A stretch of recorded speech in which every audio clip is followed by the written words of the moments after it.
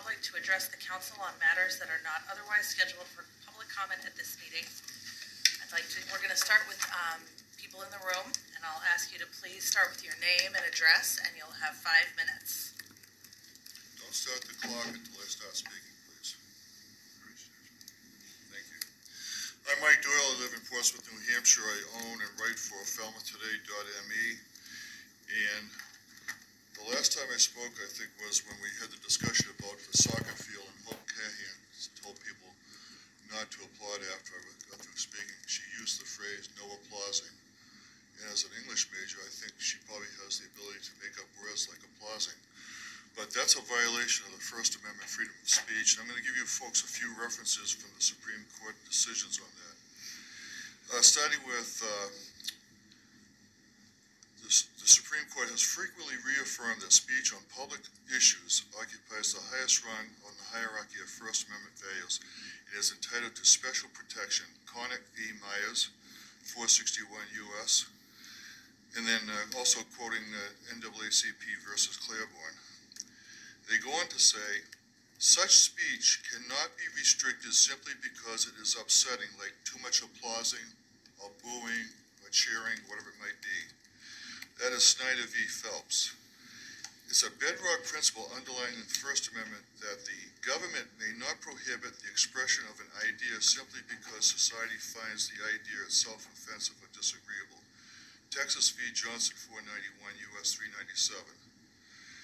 Even less can it suppress expressions on the grounds that the expression is upsetting, offensive, or disagreeable to government officials. Debate on public issues should be uninhibited, robust, and wide open.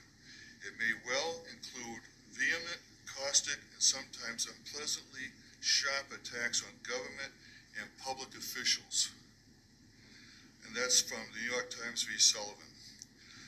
The court, SCOTUS, long ago repudiated the doctrine of seditious libel in favor of a theory that the Constitution, which values free speech, as essential to, not subject to, the vicissitudes of political system. That's Board of County Commissioners v. Embry, 518 U.S. 668. Also quoting Abrams v.